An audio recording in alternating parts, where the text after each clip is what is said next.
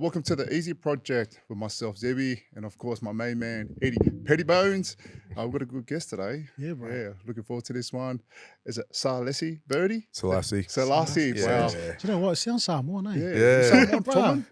A few people have said that. I actually do know there is a Selasi that I know Yeah, that yeah. is Tongan. Yeah. Yeah, He's up which in is the weird. Goldie, eh? Yeah. Yeah. Runs that bizzo Is it the What's Tongan? it? clinic, is it? Yeah. No, the kids. The kids What do you call it? Yeah. Fast something- Five, is it? Yeah. Yeah. No, not Yeah. Fast Five. I didn't meet him there, but I had met him before. Yeah. Yeah, Yeah. way back Yeah. a few years ago. Because you're Selasi, eh? Yeah. And Selasi is Charlie. Oh, Charlie. Yeah, yeah. there you go. So there you Nice. go. like Sione is John. Sione. Hey, Sione. usually when we bring our guests in, we kind of give them their flowers. So I thought I'll give you some that's very flowers, nice. mate. Introducing Selasi Berdie, aka the Big Bird. Yeah. Born and raised in Melbourne, Selasi grew up in an African household with roots in Ghana. He made history as the first African player in the NRL, debuting in Nice. 2008 with the Gold Coast Titans. With years of experience in the professional sports world, Selasi journey has now taken him into the business arena. Now, as the founder of Sprout Organic Nutrition, one of the fastest growing plant-based companies, and co-founder of CMBT, a leading plant-based gym and fitness community with ambassadors like the Volkanovski. Yeah. Sel has become a force in the health and wellness space. He's also the proud owner of BSKT Wholefoods, further expanding his influence in the nutrition industry. But beyond his achievements in sports and business, Sel is a devoted family man, dedicated to his wife Jenna and the two boys, Ellis and Kingston. Please welcome to the one and only Sel Berdie. Yeah. Thanks, man. Great intro. You like that one, eh? Yeah, well The done. flowers, eh? Yeah. We always like to Well done. pump Good up to- the guests, man. And How's that's what things, it's about. Yeah. how's things been going, man? Yeah, good man. Yep. Super busy as usual.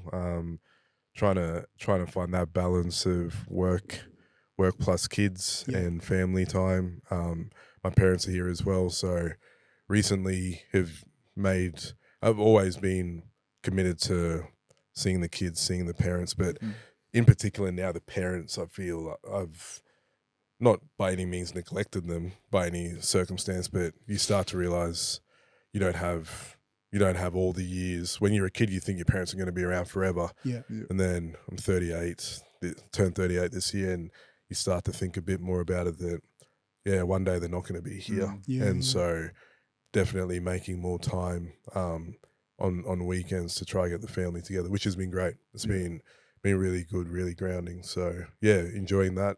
But, yeah, pedal to the metal at the moment with Yeah. everything. Yeah. Right. That's awesome, man. Because we've obviously got kids as well, and Yeah. being a father, being present is the main Yeah. thing. I feel like that's very important. I love that you spoke about that, because not many of our Yeah. guests really Yeah. spoke about it. Because I feel like Nah. it's important, man. Like it's like you think about the amount of businesses that you run, like you always have to find time Yeah. to get back to the family, eh?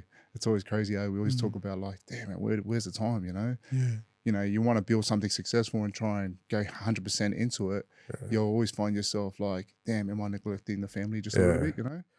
Had a convo with Miles, my business partner, Yeah. where it was just a random one where we were talking about the businesses, and he was going, oh, we need to do this, we need to do that. And then I was like going through this process, and I even said to him, I was like, man, I would feel absolute shit if the businesses got to the heights they did, but then the kids felt like they didn't get the attention and Yeah. they turned out like we all see it this day and age Yeah. in this fucking society, Yeah. it just down the wrong path. And I'd be like, what was it for? Yeah. Like Yeah. you would Yeah. rather, like what would have any of the businesses been for if you weren't able to say that your kids take it over, or there was some type of legacy that you were proud of? And yeah. I think with every dad, mum, whatever, like they're your number one priority. So if you're not doing it and it's not passing on to something better off or leading to them being better off, and the only way they'll be better off is if you've given them the attention and love that they need. It's kind of for naught Yeah. by the end of it. Yeah, 100%, man. Nah, that's mad, man. Hey, we're gonna kick off. Give us a rundown of your childhood. Yeah, man. Awesome childhood. I know for many people, in today's world, like our kids' world, they probably would think, "Fuck, that sounds like a shit childhood." But for me, it was awesome. So I was born in Melbourne, in Fitzroy Carlton, that north side of the city. Yeah. My dad had got a scholarship during the period of time where Australia had a shortage of like professional services. So there was a window where they were trying to attract basically doctors, engineers, accountants, and the likes of that type of professional field. He was in Ghana, was studying there, and he was an engineer, geotechnical engineer. So just by, can't call it luck, but his pure grit, he had worked his way to being like one of the top engineers in Africa.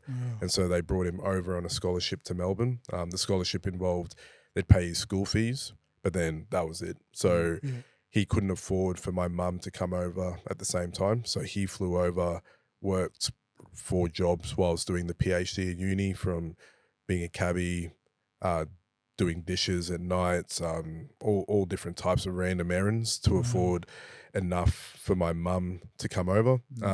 Brought my mum over, and then I was born in Melbourne for that reason when he was just finishing his PhD. So whilst Fitzroy and places like that are now like the cool areas of Melbourne, back then it was just commission housing. So it was just, my parents would drop me off at like daycare, or it's called creche back then, when I was like 8 weeks, 10 weeks old. Pretty much the only legal age. As a kid, you didn't know. Like, it wasn't like I can remember when I was 8 to 10 weeks old, until I see photos of back then where I was like, oh, you couldn't drop a kid off at like that age now. Like, you have to be, well, at least like being able to be fed and all those types of things, where back then they just had to work. So my mum was a nurse. She was doing both shifts. Dad was doing the uni, then driving cabs at night. We were there through till an opportunity. My dad finished his PhD, and the moment he finished his PhD, there was the opportunity where Papua New Guinea had a real shortage of, again, professional people in that space. So the money at that stage for what he was doing all these multiple jobs, was way too much to knock back. But the reason the money was so good in PNG was because of the danger pay. Because you boys been to PNG before? A few times. You would have. Man, for anyone that's been there, they know it's like, I've been to a lot of places, but nowhere is more intimidating than Papua New Guinea, particularly in like the early 90s type of period. So he got taken over to be the doctor in engineering at the university campus there, compound all locked up and everything like that. And part of the package was, you would obviously get paid, but they would give you 2 or 1 overseas trips every year to go back to wherever you were from. So every year I was able to go back to Ghana and get to see lots of parts of the world as part of the package, because they were very adamant that they wanted you to see your family. And looking back at it, they wanted you to see your family because, to be honest, you may not be alive the next year to see your family. It was that dangerous. So curfews, security guards, firearms, all at the front of your compound. You could only leave between the hours of school, 9 a.m, and be back in your compound before 5 p.m. When the sun goes down, that's when chaos would occur. And just the only few times where we were outside of the compound at that period of time, not me personally, but my parents were. Dad got kidnapped. Mum got smashed up in her car with bats and grabbing her pearls and all these different types of stuff. Then we lost a couple of close friends there that, unfortunately, that was just the nature of Papua New Guinea at the time, where we just said we had done probably about 4 years by this stage there. And my dad just had to weigh it up and just go, look, it's not worth, like, he saved a good amount of money by that time period, but there was every chance something was going to happen. So he said, we got to go back to Australia. And mining had really kicked off in Australia. So the first place we ended up going was North Queensland when we got back to Australia, Mackay, because Mackay was central to all the mines of Moranbah, Dysart, Emerald, and he was a geotechnical engineer. That's where he could get his start. So we went back to Mackay. He started his engineering business there, and that's where I met all my close mates that I stayed in Mackay through till moving down to the Goldie after that. So all the boys that I grew up with, we all ended up moving down here, and we still were all in contact and great mates, and ended up playing footy right at the very last couple of years of high school, and got to play a bit of rugby league, and that was by chance. I was actually a tennis player, and then got into rugby league right at the back end, and was really lucky. Met Arthur Beetson by chance at a schoolboys carnival, and he was like, "Do you want a scholarship with the Roosters?" And kind of went from there. Wow. So It's hectic. So like your journey into, you know, like, man, thanks for sharing that. That's hectic. Yeah, that's that's hectic, bro. that story. But like, when did you discover your love for like you know, like sports and that? Like, did you have a chance to play it in Papua New Guinea or? Yeah. So Papua New Guinea was a weird one where you couldn't. I was always into sports as a young kid, but in Papua New Guinea you couldn't go and compete like soccer, rugby league on a weekend, because to be honest, it was too dangerous. Your weekends were in the compound. If you were to travel somewhere, you were traveling with like a convoy of people to minimize the risk. And for what it was worth, it just wasn't worth it. So we used to play rugby league, soccer, tennis, swimming, every sport you can imagine, but it was just in the compound. It was just with people that lived in this international community that was there. So I noticed that I always loved sports. I'd watch every single sport on TV, but there was no real gauge to know whether I was good because I was just going with people there, and I was naturally fast and somewhat athletic. So I was better than the people there, but I didn't know whether I'd be good anywhere else. So it wasn't until we got to Australia, back to Australia, when I was around that 9-10 period, that I thought, okay, let me like try. My parents put me into things. Like I said, put me into everything that I played in Papua New Guinea, be it soccer, tennis, athletics, everything I possibly could. And I was going pretty well at it. So then I was just like, which one should I focus on? And my parents made me focus on tennis because it was just the one that had the most chance of me making the most money, to be honest. And it was the safest, and it was an individual sport.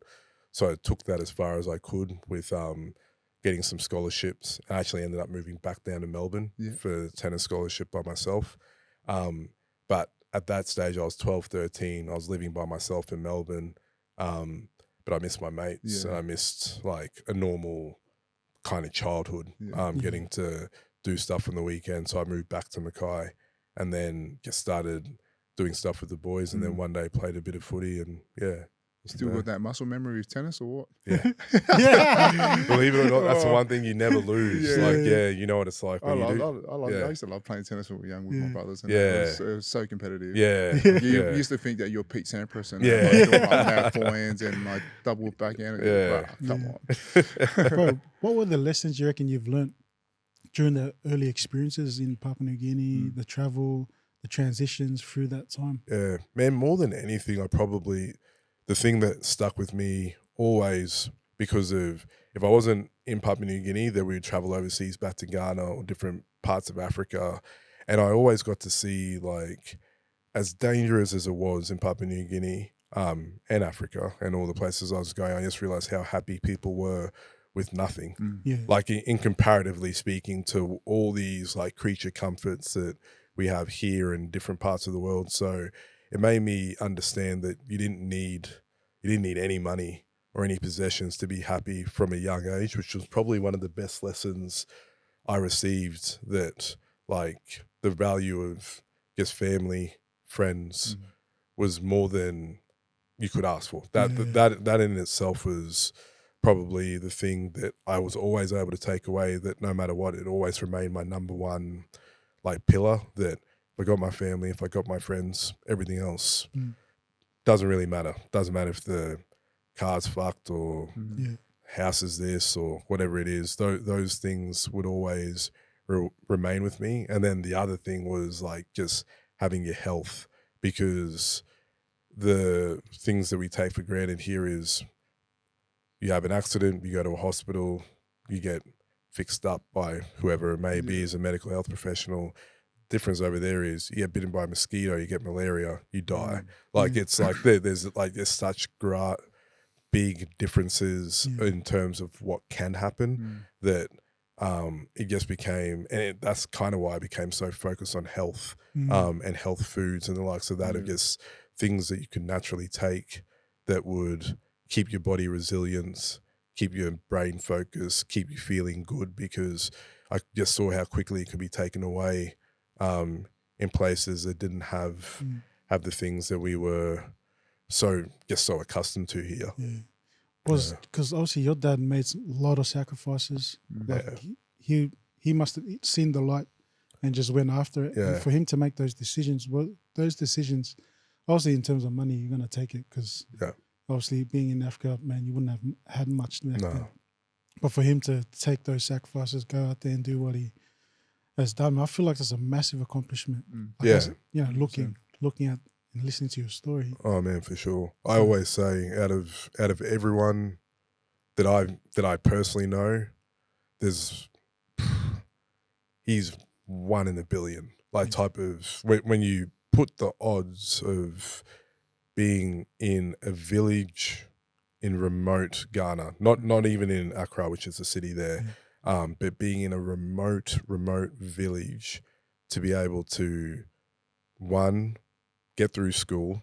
His dad passed away early, so to get through school just in itself, to get himself educated, like pay his own way through education, to then be probably at that time period one of 10 people globally that they could have picked to come over for a PhD in geotechnical engineering, then to start his own business, and to do that all off the back of scratch by himself is like, he's like, so when people say, oh, you've done all right, I'm like zero compared to him. I had all the advantages. I was born here. I was given great education, brought up well, given crazy advantages compared to like what he had to as a base. So he's definitely the man in that aspect. To add to what you've just said, like not many like kids like that were probably similar to you would have taken those opportunities. You took.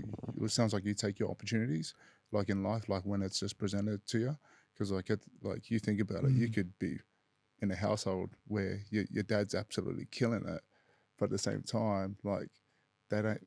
Some of those kids aren't grateful for their upbringing and that. It's hard, man. I think that if you physically, like I witnessed it like from such a young age, and some stuff you can gloss past as a kid, but like it's hard to like gloss past being in this like very tribal area where you know that your dad has left the compound and some people come back and some people don't come back, and he's only gone out to earn whatever income so to feed you. And so when there's like plain as day that you see a friend or someone that's lost their dad that was doing the exact same thing your dad went to do in Rabaul or the Highlands or wherever it may be, and they're on the same truck, the same convoy going out to the same area, and it just so happened that your dad came back, their dad didn't.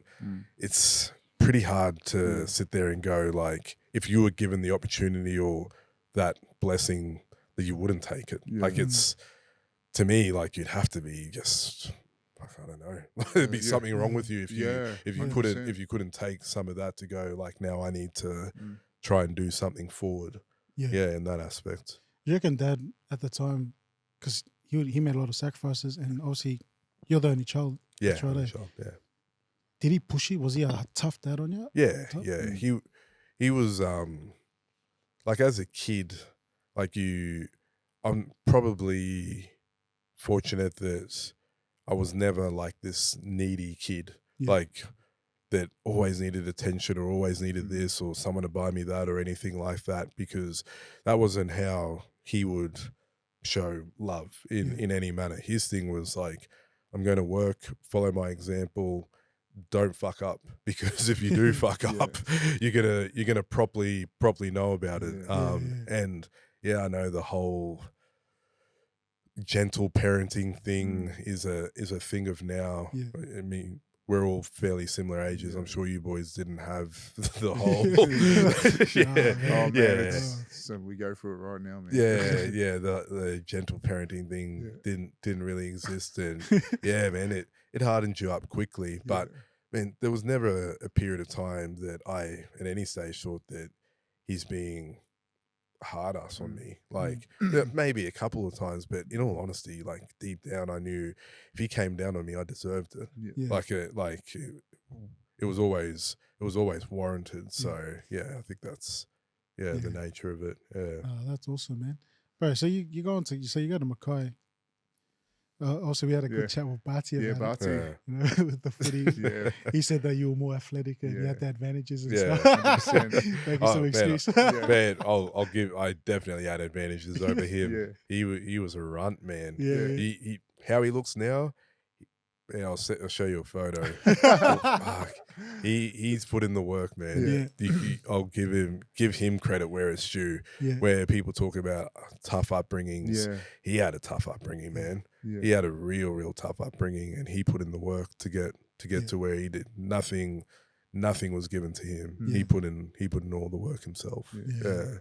How was it with the school footy and stuff? When you found that potential, like play tennis, and then you come in, you touched on footy. Right, it was great, man. Like, in all honesty, like footy as a sport it's a sport. Like that's one thing. But what I gained out of it was I was the only child, so it was like gaining just a family, like a family of boys that were all still together and tight. Like from the day we won Confraternity Shield as a team, just at Pizzey Park. And we were 17-year-olds.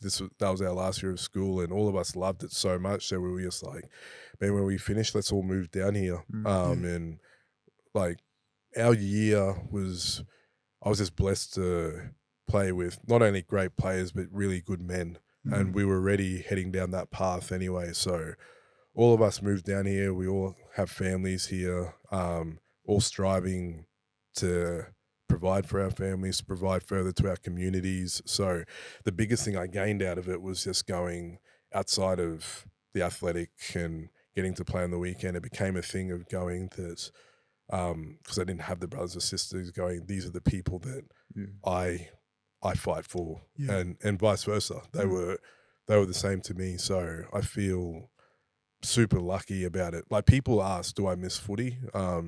And I always say I miss the times before game and post game. I actually don't miss anything about running around on a footy field whatsoever. But I do miss the aspect of the simple things, catching a bus with 17 of your friends somewhere, and man, I didn't even know how to play cards. I still don't know how to play cards, but I just enjoyed just sitting around talking shit with my friends, and then post the game, even the stuff that you would hate doing of recovery sessions and things like that, just having a group that was always there for you and you were always there for them. That was the best part of footy. I guess that's like you said, it's like your second family, bro. Because like, you know, you're probably at home thinking, gee, man, like who can I really tap into, open up to? But like you've got your teammates there. And you probably would have unloaded a lot of stuff onto your teammates. For sure. You know, like they're pretty much your new brothers now. And that's why we play the sport. It's because it's camaraderie. The camaraderie, connection. Like you said, you guys all made that pack straight out of high school. Yes, go down. Like, you know, just that, moving that environment from Mackay down to the Gold Coast and just being there for one another, man. That's good to have. Not many kids that have that. Yeah, that's the biggest thing. Like, my wife is opposed to our sons playing footy because she sees me like banged up from footy. And there's like the level of I understand the physical aspects, like you don't want to have your head knocks and the likes of that type of stuff, but I don't want them to miss out on what I feel is probably some of the most important aspects of life for me. So it's something I don't want them to miss out on, and I just don't know whether it can be. It's the only team sport that I went far in. So I don't know whether that's replicated in soccer. I don't know whether it's replicated in AFL. Like, it's hard for me to say. So that's where I sit there on the fence going, like, the majority of people, 99% of the population, don't get that experience. Mm. And I feel that experience is the one thing that really, really takes it being a good teammate and makes you a good friend. Being a good friend in this world is like rare to come by. Yeah. There's very few people these day and age that aren't there saying like, what can you do for me or anything like that. There's very few good friends that are actually out there. I've got fortunate to have a lot of good friends because of that circle that I had back then. Well, it's you learn. It's a skill. It's like, you know, learning how to connect, learning how to talk, have conversations. It's true. You need that skill. You do. You do. You definitely need that do, man. And if you're like going to be that kid that's just going to sit on the fence and not want to communicate and talk, you're not going to. Yeah, it's hard. You won't go far, you know? Yeah. When did you know that you had the ability to go on and be in the system and play NRL? Man, it was a twofold thing. I knew athletically and mentally pretty much when I went down and I did the Jersey flag at the Roosters after Beatson took us there, that mentally and physically I knew I could. But the flip to that was I also saw another side where I was like, there's a certain talent that was also there that I went, I can never be the very best. I was always a realist with myself that I was born with certain genetic gifts.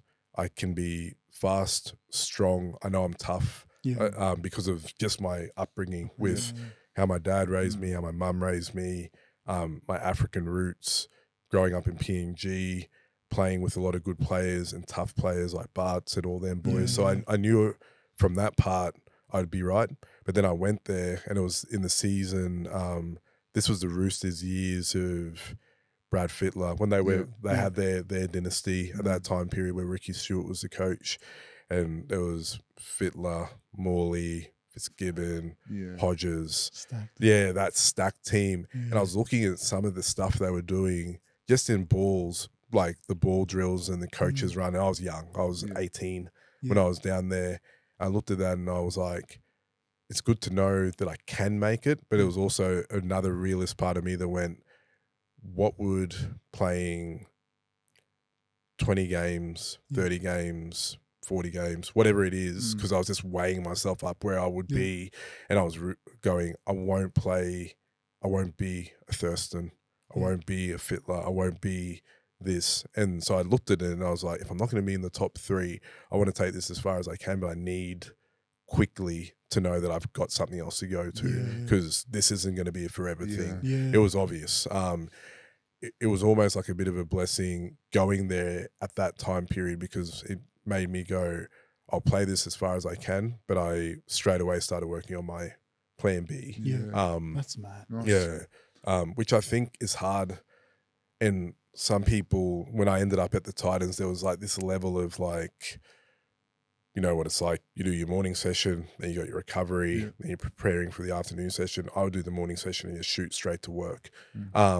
And there was like a thing of like, you're not all in, like in the all in on footy. And I was like, I am all in for what I can do, but I can't possibly end up in a situation where you've given me a 1-year contract or whatever it is.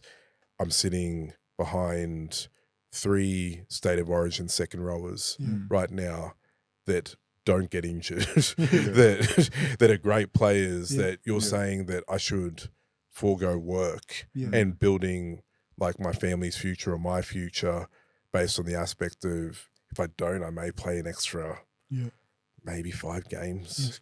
Like what's it really worth? Like to me, I just wanted to know that I could make it and get to the level, do as best as I could with the ability I had. But timing is also everything. And so where I was, I just went, cool, good to know, can do it. I can rest easy knowing I gave it my best shot within what I had. But if I had kept trying to do what I was doing, like at 26, I retired after my ACL, and I came back and tried to do another 6 years and didn't progress with the businesses, what I would be doing now. Like I would be well, actually, I do know, and I would be in a rough spot, as we know a lot of boys are, because they end up in that position, and it's hard because you want to chase that dream, but there has to be a level of understanding where you're at. So it takes a lot of courage to question that as a player. Yeah, because you're like, am I good enough? Well, like a lot of us would be like, nah, fuck, just grind it out. Yeah. But it's good people like yourself. Like I've never heard anyone say, bro, I had to sit back and go, far. Can I really go this far? Mate, like my mindset back then was just, nah, I'm all in. Yeah. I don't give a shit about what's next. Yeah. But like for you to think that, like, you know, you're going to do your training session, then you're going to go to work, and for someone to tell you you're not all in, but like realistically, you made calculated decisions, you know? Yeah, I just had to like I went to the Titans and asked for a release. The moment that I could, just on that knowledge that just going, it's a hard one, man. Like you're almost like can be handcuffed to the system and go, what do I do? Like I can get this, whatever the minimum was back at that time, can get this minimum check. Don't get me wrong, it's a great lifestyle to be able to train twice a day, every day, stay healthy and fit and be around some of your best mates. But in the back of my head, I just kept going, this shot clock is ticking quickly, like at a really, really quick rate. And I was seeing some other friends of mine, Bart's a perfect example, seeing what they were doing and where they were progressing to. And I was like, man, I have to make a move. Like I can't sit in this like limbo, like get a game here, don't play for 5, get another game here, don't play for 5. Season wraps up, played 5 games, 6 games for the season, do it again, do it again, do it again. And then by the time you hit 30, you're like, okay, don't have much behind me, don't have a solid business or education network behind me.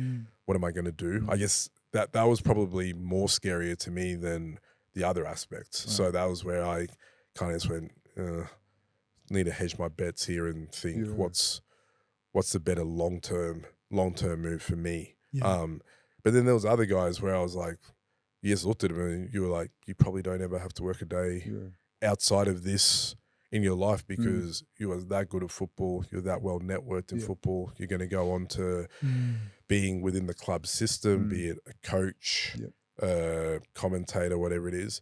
But with that said, that's only like 1% of the rugby league community. So I knew I wasn't that 1%. So like we talk about your close mates that come down from Mackay. Were they out there actually doing some good things and that was sort of like motivating you to make sure, man, I've got to really think about this second plan. Yeah, man. I mean, when me and Bart's moved down together from Mackay, and I was again, I was blessed to be in the position I was in, that I had got the Rooster scholarship when we first moved down, and then I was going to uni, and I was working as well. But seeing him, so he was working basically 3 jobs at any given one time, just to keep progressing himself further. Being, he was an apprentice electrician, he was removing asbestos on the weekend, and then within that he was doing different stuff for the footy clubs as well. And I was looking at that going like, he keeps advancing forward regardless of footy. I need to keep advancing forward regardless of footy, because you would see like someone get busted, you may be out for a year, 2, whatever it could be. Like the game was unforgiving, that I was going, that's just pure luck. Like I had a really good run being injury free, but that's not to say I couldn't get injured. Everyone can get injured. So it was just a case of going, seeing those boys doing everything they were doing. I just went, I felt it was smart in terms of ensuring that your life was progressing outside of the time that you were on the paddock, that at least I knew worse comes to worse. I finished my degree. I've set up my network to go do life after. If it all fell away today, I just move on, can be happy. As long as I gave everything my best go, then I was always going to be content with that aspect. Bro, that's mad. Because, mate, obviously this is probably why we started this. This podcast was about that. Like, guys that are watching at the moment that are playing, this is wow, this is probably one of the best ones to listen at the moment, because you have to have that education. You have to have that calculated risk and kind of sit back and think, wow, what am I going to do after footy? Because like you said, injuries come. You don't know when it's going to come, when your career is going to end. Yeah.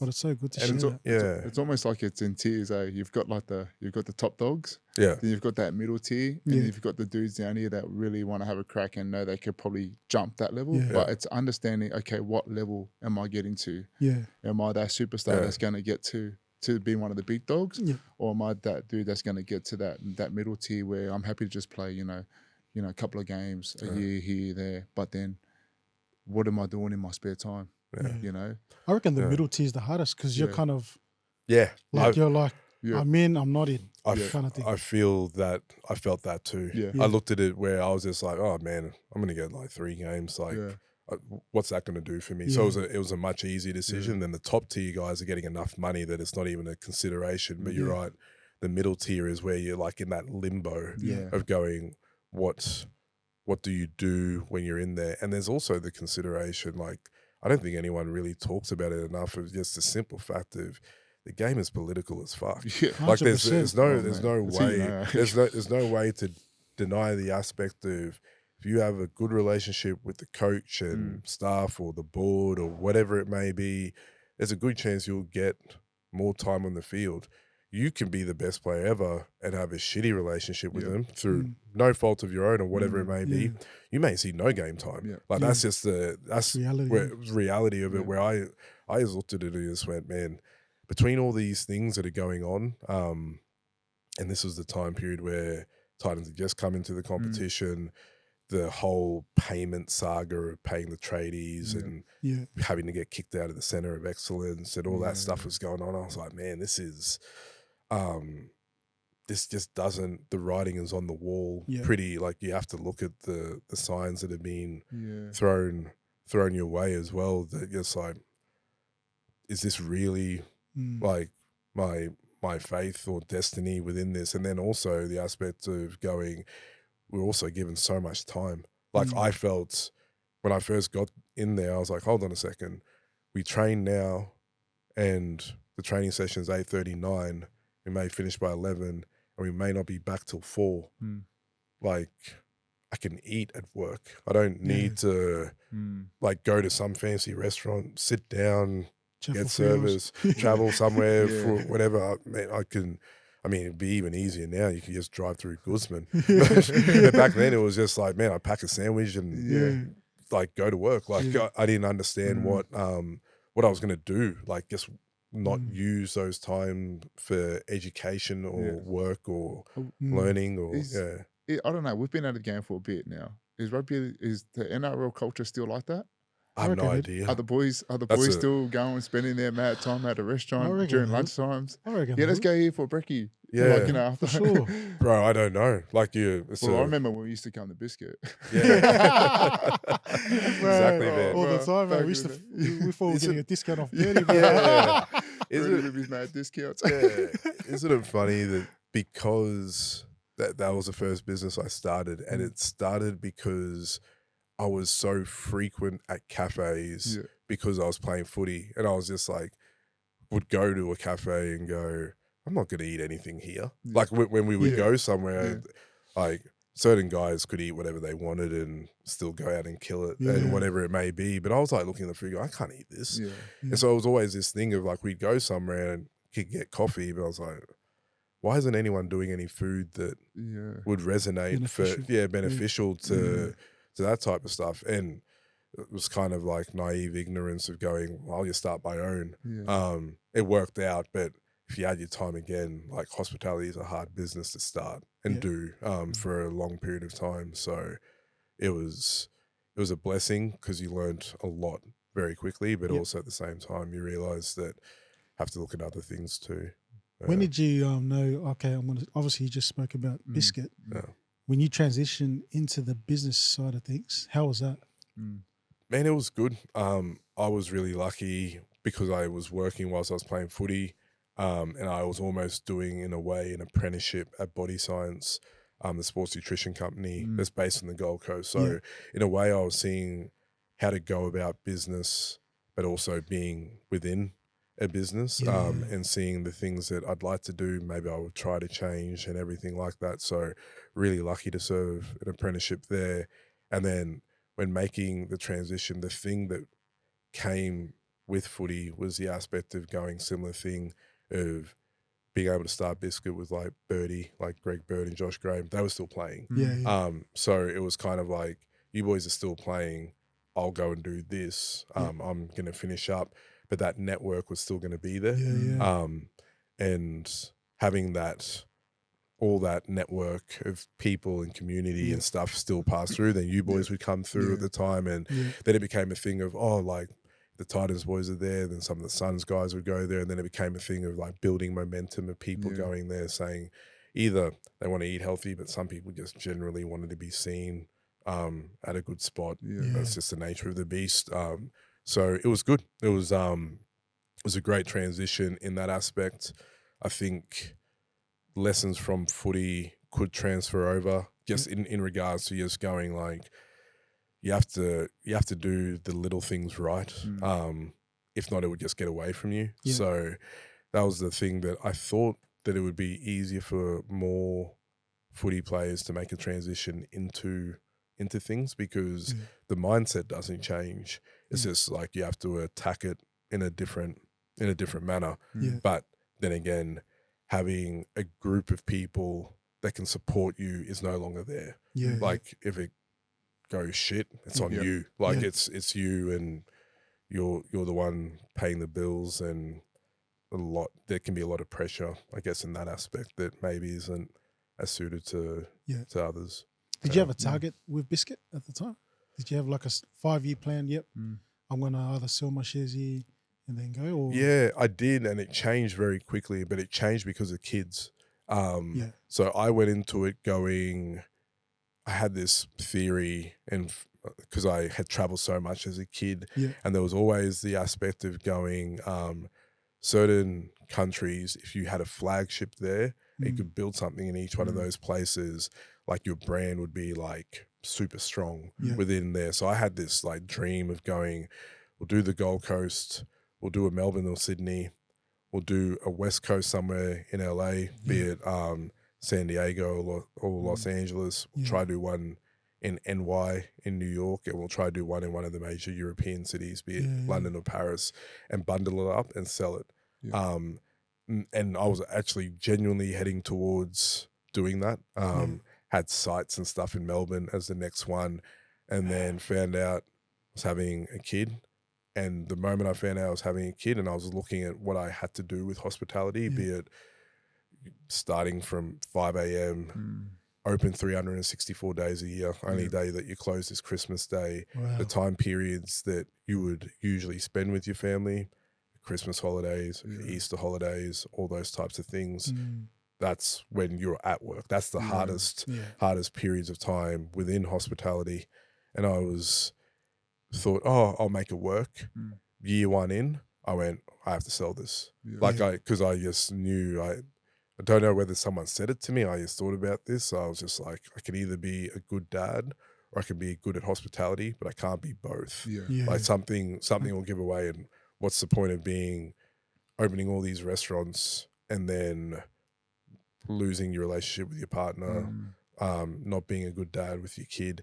And I would have to say that hospitality has the highest incidence of divorce rates and separations because it's just that brutal. It's the time that you would otherwise spend with your partner or your kids is weekends is when it's the heaviest. During the week is when it's the lightest, or when you can get some type of freedom. They're at school, they're at work, so you don't get to see them during that period of time. But when you want to see them, take them to a soccer game, a rugby game, or whatever it is, you're not there. So I just went, I have to exit this and move to something that would allow me to see them. Pretty much was just change the whole direction of where I thought I was going to go. Time is valuable. It is. It's good that you notice that straight away, especially like within that first year of like starting that family, because that is so important. Like we always value our family time, and like you said, it must have been brutal, man, because can understand like what you just said with that stat. Mm. A lot of people might be going through that at the moment. Yeah. That's scary, bro. Yeah. It's not easy, man. And obviously being in it, you're just like, man, how can I buy back time to to be with your kids and being present as a father? Yeah. And Oh man, there was just like, I remember distinctly just over Easter, like, and Ellis would have been like 3 or 4 months, and they don't realize that the kids at that age, because they're so young, they're literally babies. But like, we were just getting jammed there. Like, the place was so busy, and it was like from 5 through till we got home at 8 p.m. or whatever it was, knowing that it was just going to happen again the next day. And I hadn't seen him all day. And this is like the special times that you can't get back with them. I was so tired that, like, I just remember waking up and I'd fallen asleep wherever I was at the time. Like, I was holding him, but my missus had removed him because she just saw me falling asleep with him.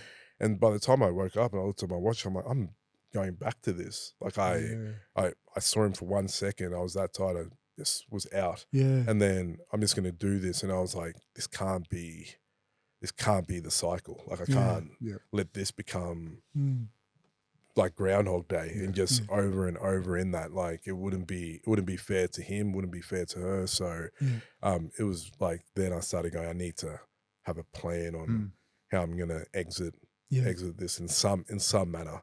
I knew it wasn't gonna happen right there and then, but I knew that we had to start trying to make a way to get there. How was those conversations then, like with you know, obviously with the business partners and that, like trying to exit that plan? Man, in a weird way, like, Birdie can speak to it.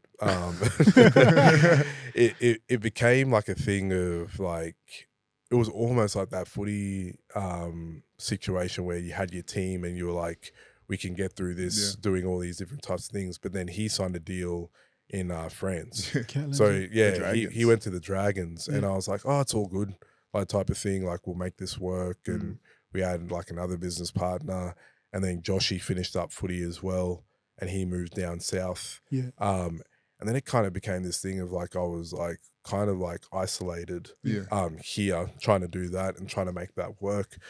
And they were doing their things, and like, we're all really good mates. But I just said to him, some shit hit the fan one day. Like, Birdie came back to Australia. Was pretty irate about stuff. It's a long story, but he was just like going, like, what's happened with this? What's happened with that, with the business? And by this stage, I had already started making my own exit and transition, and I had started pulling myself away from the business. And I was like, man, for what it's worth, I've been asking to sell this for this period of time for this very reason, because like, you're out in Paris, not Paris, in France, playing footy. Joshy isn't here. This has now come to me. I've just had kids, you know, and he'd just had his daughters pretty recently around that time period. I'm like, our kids are pretty similar age. I'm like, you can imagine what it's like, what you're going through, except imagine having this business tied to it as well. You've got the fortunate thing of you play footy, you go home, see your kids. I don't have that. So like, let's look at this like realistically. And then as soon as like, we're like, because we played together and we're brothers and everything, he was like, yeah, I agree. Like, it was a very, very simple thing. But I did say to him at that very time when I said, I don't want this to be the end of us doing something together. We can keep the biscuit brand and do something in the future. I just can't do hospitality. Like, I made a whole lot of products by that stage. I said, let's get rid of the cafe, let the dust settle. He was still living in France. I said, when you move back permanently, we'll pick it up to do something else, which we did do. I just said, but I need to be removed from this for a period of time just to get myself, my family in order. So it wasn't too hard once we went through that discussion. Oh, that's nice. So you go on to the Sprout. Was that in the building phase while you were exiting Biscuit, or did that just come after? So it was, and it was simply because, like I said, I just had kids. I was going through that period of like, as you guys would be aware, feeding your children is just like your number one thing that you have to do. Like, their wake time, they eat, then they sleep, then they eat, then they sleep. And my missus was breastfeeding, which was great and fortunate, but there was always that transition of what next. And because I was always so big on health and nutrition, I stopped thinking about like my own health and nutrition. I was like, what's my kids going to eat? Like, what are they, what sustenance are they going to get? And I just looked at what was out there when I had to actually look at it when he was like 11 months, 12 months, when they were starting going through that period. I was like, I don't feel great giving him anything that was really on shelf at the time. So that was when my like attention shifted towards going, we've done a lot in adults nutrition, never done anything in kids nutrition. Yeah. What can I do to like try and improve this space? So a lot of work and tinkering in the background, because the businesses still were running at the time, but it was just more so me just going, how could I develop this? How could I create a brand around this? What's the ins and outs of kids nutrition? Why hasn't someone done this before? What's the regulatory aspects? And just a lot of research. And then I kind of got parked for a bit because kids grow up. Ellis he was 3 at this stage. And I was like, well, he's all good. Don't have to worry about it. Like, he can now eat like regular kids, and whatever may have you. But then when I found out I was having my second, it just triggered everything again to go, oh man, this is a sign, like you need to get back to it. So when I was having Kingston, my second son, I was like, no, I'm going to go all in on this now that there's the opportunity to do so. So that's when, I really try to put it into motion there. Bro, that's hectic, eh? Yeah. Like, man, you go into creating your own product, and also all the experiences that you had with Biscuit came into Sprout. Bro, that's amazing, man. How's it going now?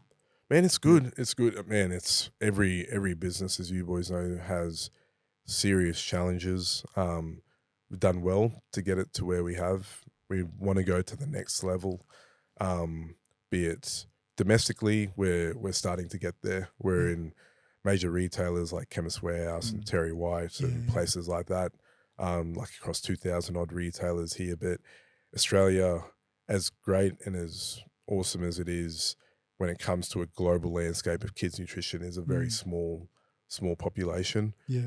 So our next goal is really to attack the Asia market. And so that's our next 6 to 12 months is is very much a make or break. I kind of sit in that position of, like, with footy and like anything, it's like you got like one real good opportunity to give it a go. And I would rather come up and go, fuck, it didn't work. And we didn't make it. But we gave it everything and we put as much as we could into it compared to going, we played it a bit safe. We didn't try to go for Asia, which is where your business can really become the next level mainstay business. We just played it safe. We just stayed in Australia. We had a good business. It ran. It did its thing.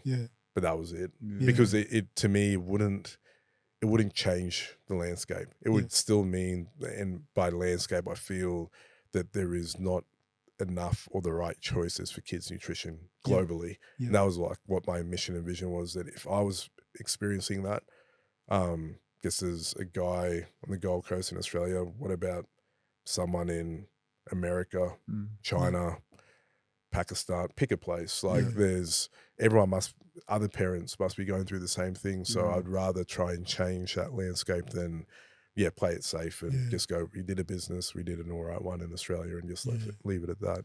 No, that's good. Or Like that's what I mean. Like we talk about like how to scale up your business. Are you a massive believer of like you gotta risk it for the biscuit? Yeah, man. It's like, obviously you have to take calculated risks within there, and you have to have good people, good partners, potentially good partners, some capital and things to make it work.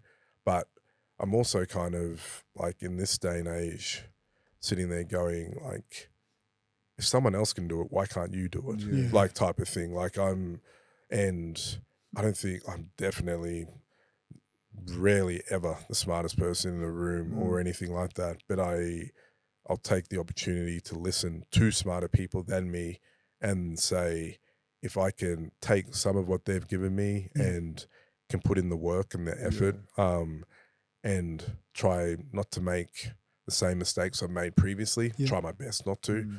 why not? Like the internet and everything has made it, the world a much smaller place to be able to connect. That if it's better to me trying and failing and going, all that's going to happen is I've learned a really valuable lesson that will help me on the next chapter of the book, compared to just going, well, I didn't do it and I'll never know. And then what? Like that's always been my thought. For me, you know, you're very popular around the Gold Coast, and the reputation that you hold, like you've got that entrepreneur mindset, you know what I mean? And you know, like, have you ever been like in that situation? Damn, like, you know, like you put it out there and then you goes, man, that didn't work. You know, like has that happened many a times for Heaps you? of times. Yeah. Heaps of times. And if we were counting it as like footy, I'd be 50-50. I may even be on the other side. It's like a hard one. There was I don't know where I saw it. Someone may have sent it to me, but it's like that situation of, did you boys get to win any premierships? I got to win some in Super League. But yeah. So, and how many seasons would you have played? Man, I played, like, if I'm talking Super League, it's probably 7, but like all up 14 though. 14, but like, I only got to win 2 in the Super League. Yeah, win 2 in the Super League, and similar with Eddie, probably 12 seasons or something like that. And you would never go that, hey, we didn't win the premiership. Yeah. And so that season was a failure. Yeah. Like you would never say, like, don't get me wrong, if you got wooden spoon year after year, you'd probably go, fuck, they were pretty bad seasons. I've had a couple of them. Yeah. But that's what I kind of always go back to the sport analogy, that you do 26 games of regular season, then 4 games of finals or whatever it is, for the shot to win 1. Yeah. And if you've won 1 premiership out of a 14-season career, you would go, that's a good career. Yeah. Like you would say that's a good career. And I kind of look at business the same way. They're going like, I've done a lot of different businesses. Some have won, some haven't. I'm still like going through the process. But if I can get one, what I would view as a premiership of being able to get it to a global brand out of all the seasons that I've gone through, and call it, if we're talking business seasons, this would be like business season 12. Some have been terrible seasons, some have been better, but if I can get 1 premiership, well, that would be like that'd be successful as a in my thought, rather than thinking of all the things that didn't work out, because there's been lots of them. So many things, so many products didn't work out, so many actual businesses didn't work out. Some things just for whatever reason were taken out of your hands due to, can be anything, political, regulatory acts. So try to look at it as just like a multiple seasons of trying to get there. Yeah. No one can take your knowledge too, because all those experience that you can take all the business out and all that, but no one can take the experience and knowledge that you have from that stuff. Exactly. It's so important to have, like, when you're starting up a business, you've been through it like many times before, and you just know, okay, sweet, need to do this right, need to do this right.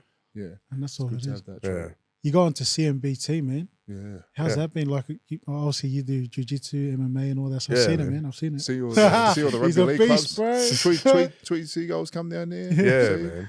No, how's that been? It's good, man. I owe so much to being able to have that that community, regardless of business, because it yes, it is a business, but more than anything, I was needing something after rugby league and all those things I was talking about, of just having mates that you catch a bus with to do these things, is effectively I've just replaced that hole with doing the same thing, but it's at 5 a.m. now, just with some dads, lots of dads. Gym's got quite a big membership base, but being able to do that, but also still being able to have the things that we used to love around rugby league, the competitiveness, the contact, the pushing yourself, the advancement in progression of knowledge, of giving back to someone new that's come to the gym that may not know X, Y, Z, staying physical, staying fit, letting your kids see that you're doing something that they can advance with you as well. So yeah, man, I'll it'd be hard to imagine what I would do, to be honest, without it. Like I actually thought about that if I didn't have the gym, and I tried lots of things. I did CrossFit for a while, and then there was the whole F45 boom as well, and then used to go for runs, and I just couldn't find anything that could replicate like what we used to get on a weekend until this. You're doing the shark bait with the dads? Yeah. we me and Eddie need to come in. We need to come in and do a sesh. Man, I'm telling you that as soon as you get like a couple of footy boys in there and you are able to almost replicate the sessions that you used to do, and you go like I feel that there's any time that like you press a clock and there's a buzzer and it starts, and you've got people that are used to like that level of like grind and push to the next level and being able to like go past the uncomfortable periods. It's Matty Strama was coming for ages, and he was good. Like he was really good, and we had lots of boys come through there. But I think we were a bit lucky, or I was a bit lucky in the aspect when COVID happened, kind of worked in a bit of our favour, because Queensland was the only real state where things were able to keep going.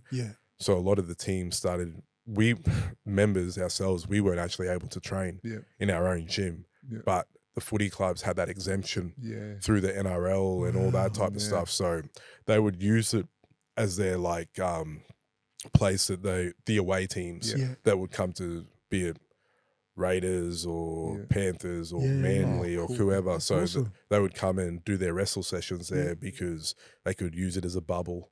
No one else could be there by their team, and they would just travel like that. So yeah, man, it became good to still be able to connect footy with the facility, even though it's not a rugby league specific place. And then that led to the Titans doing stuff there, which led to Tweed doing stuff there, which had Burleigh come through there, had multiple clubs. It's nice. I came there, but you weren't there. I just came and had a look and see, because you're near another gym there. What's the gym next door? Body Dynamics. Yeah, good gym.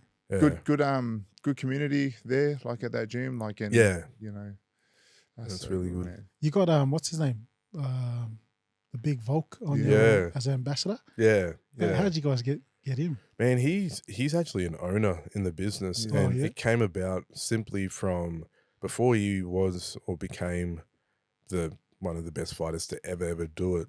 Like everyone, he started somewhere and he was on the come up, and he had one fight in the UFC, and his manager, we were quite close with, used to live on the Gold Coast.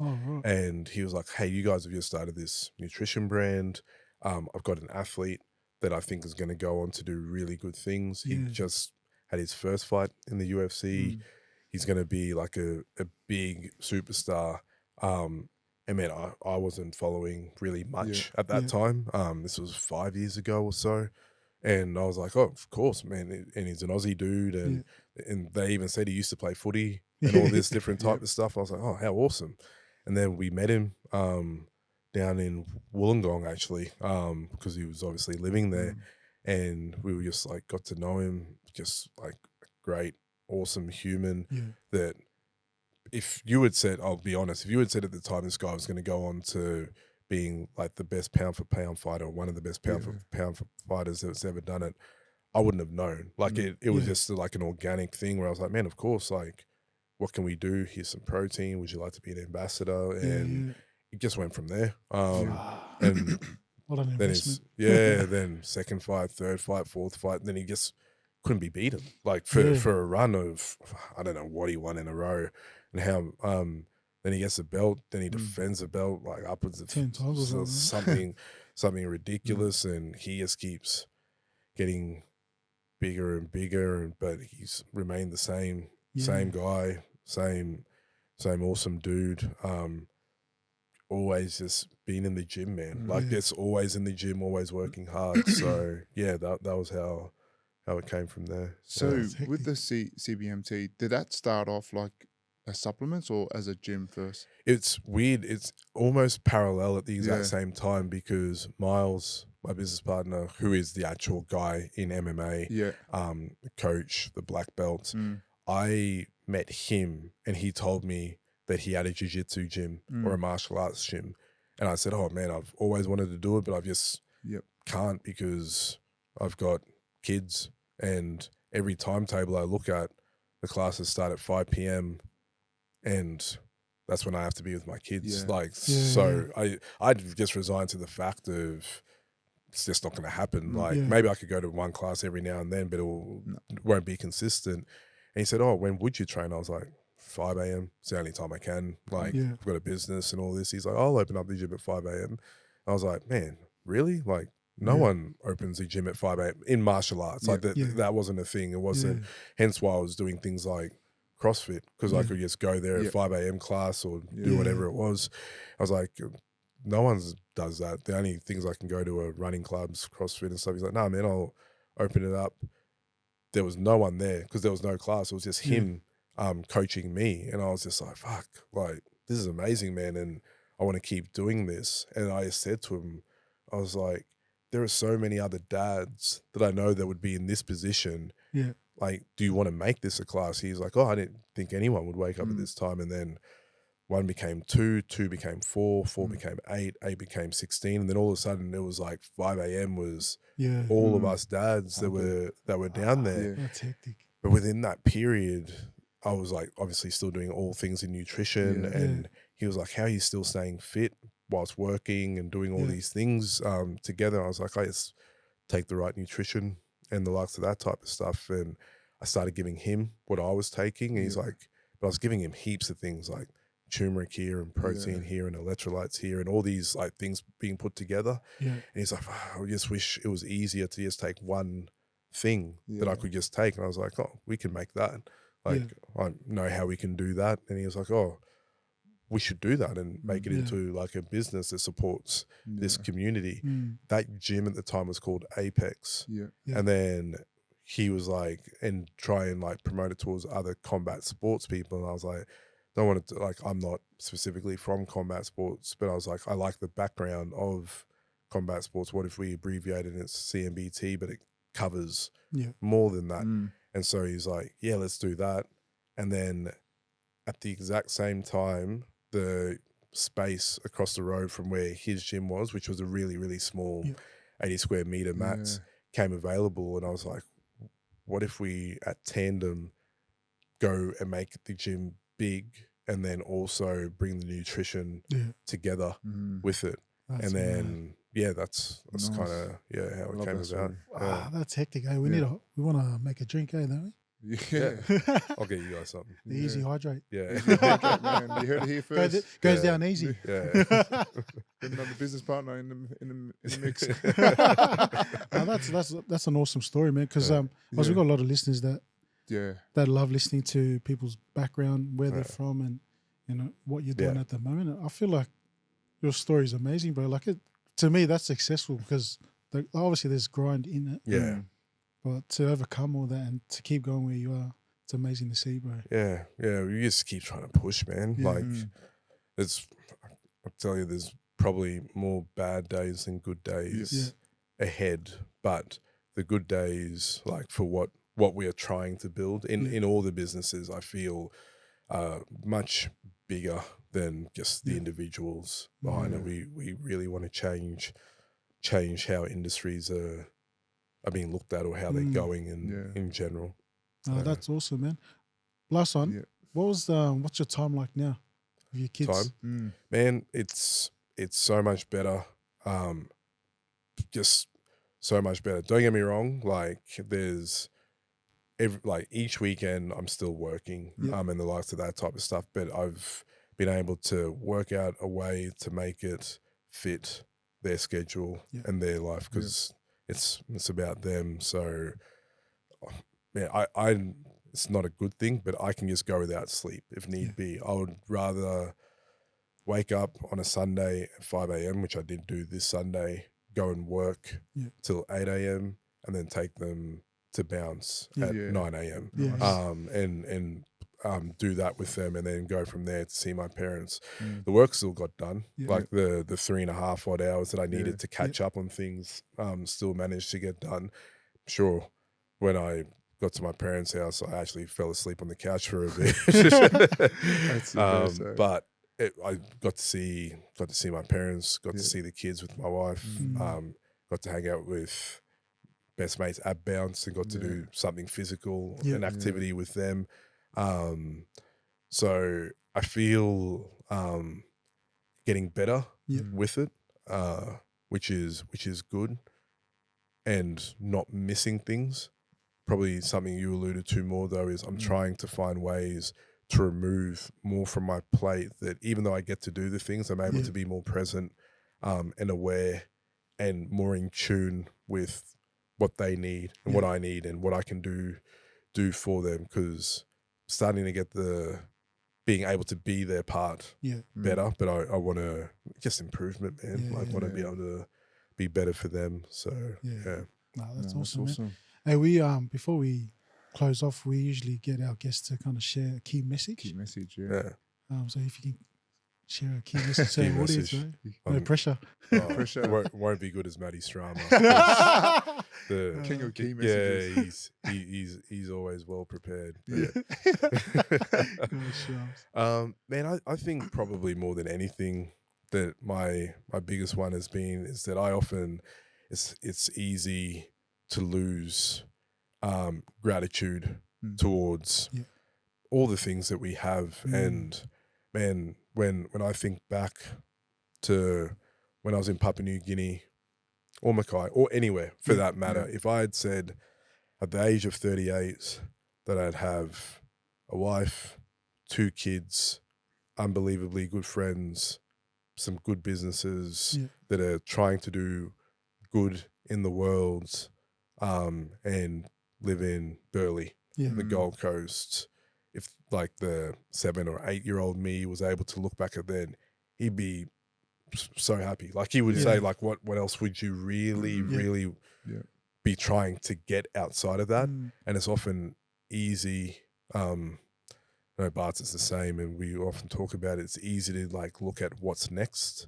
Of like, oh shit, we did this. Now we need to get to Asia, and we need to do this, and we need to do this, and then you get down on yourself sometimes because you haven't achieved what you had said that I was going to get this done in 2024, and I'm not going to get it done now. But in the grand scheme of things, if when you get the moments to like sit back and go, what would the kid, your younger self, would he be happy? Would he be proud? He'd be pretty happy. And I think that's probably like that for most people that are fortunate enough to be in our position. Even any of the boys, if when they were running around footy fields, 7-year-old, 8-year-old in rural New South Wales or wherever they played, or in Tonga or New Zealand or anywhere like that, and they had been told that, man, you got to play some NRL, maybe even Origin, maybe even for your country, and go on to do all these things and then have these friends. Back then, you would just be like, man, I'd do anything for that. I'd just be so happy to got 1 game, let alone 10, let alone some of the boys that we know, 300, 200, but they still probably feel not at ease with where they probably are. Like they probably feel like, oh, could have done this or could have done that, where it should just be, I think, should be proud of what they've done. And I think for the most part, most people forget that from wherever they were, they've probably come really far. They should be super proud of what they've achieved, where they've got to, and probably what's to come ahead for them. No, that's awesome, man. Love what you're doing in the community, man. Love what you're doing as a father, as a husband, man. It's awesome to catch up. Hear your story, man. It's unbelievable. Man. Love that. It's good to. Thanks, man. You know, we know that you're a busy man. Yeah, I know. Giving us your time. Thanks for making it happen. I know that we had to juggle it a few times, and then the one times that I could do it, Eddie was finally getting his family holiday, and he's back at it again next week. By the way, another mad family holiday. Never ending. Man, that's good. You need him, man. You need him. I'm glad that you're able to get that time with him. Hey guys, just a big one. If you're looking for some stuff with kids or anything, get on the Sprout Organic Nutrition. Get on the CMBT. If you guys want some feelings, some jiu-jitsu, some nutrition, get in there as well. And also with the BSKT Wholefoods. So let's get on top of that. That's it. It's awesome, mate. Let's close it out, bro? Remember, like, share, and subscribe on our YouTube channel. And also, if you want to leave a comment, how we can make this better. We want to try and get to 1,000 subscribers. We're almost nearly there. Hey, we need 2 more to just get to 800. 800, yeah, Let's yeah, go. yeah. So we're getting there. Organic. Nice, man. Organic, yeah. Keeping it organic, but yeah. Thanks for your time. Easy does it. Let's Appreciate go. it. Alrighty, let's Thank go. you. Thanks, lads.